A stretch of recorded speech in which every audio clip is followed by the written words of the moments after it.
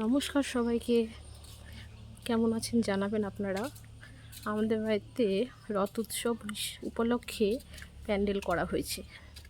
আমাদের বাড়িটাকে বলা হয় জগন্নাথ দেবের মাসির বাড়ি।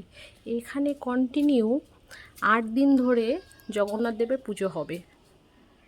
বিকালবেলা রথ আসবে, রথ এসে এখানে সন্ধ্যার সময় সন্ধ্যা আরতি হবে, তারপরে কন্টিনিউ 8 দিন ধরে পুজো চলবে।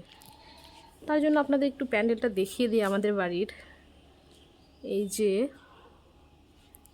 আপনারা কিন্তু চলে আসবেন, আর আপনারা জানাবেন কাদের কাদের বাড়িতে শ্রী শ্রী জগন্নাথ সুভদ্রা বলরামের পুজো হয়।